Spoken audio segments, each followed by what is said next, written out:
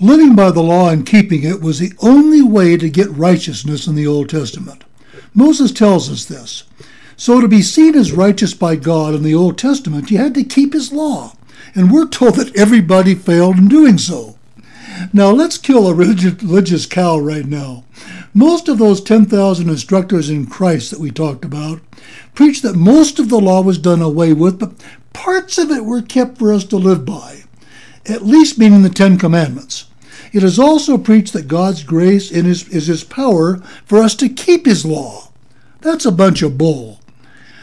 Paul tells us point blank that even the Ten Commandments have been set aside today. He says the ministry of death, which was written and engraved in stone, was glorious, but it was done away with.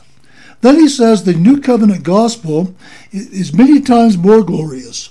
Paul calls what was written and engraved in stone as being the ministry of death. Wow. He also calls it the ministry of condemnation or guilt and says it was abolished. Then he continues and says that the law blinds our minds, and this blindness is only taken away in the teachings of Jesus, which means his gospel. He says that when Moses is read, which means the law of the Old Testament, a veil is over our hearts. But when we turn to Jesus and believe his gospel, that veil is taken away from us. So the point here is that even the Ten Commandments are included in the law that should not be a model for living the Christian life. Remember, it was only meant to exist till Jesus came. Now we'll talk about later how much the law is good for us in certain ways, but not to live in relationship to God. Again, Paul says if we live by the law today, we're cursed.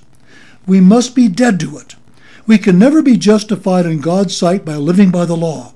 God only sees us as being just if we trust his Son Jesus and believe what he says. We're told that Christ is the end of the law for righteousness, if we believe. This means it has now been abolished and dissolved. Hebrews paints a picture of the law being like a dead corpse in the ground, and it's decaying. It goes on to say it's on the verge of vanishing away. And that was 2,000 years ago, guys. We'll talk a lot more about not living by the law in the next few sessions.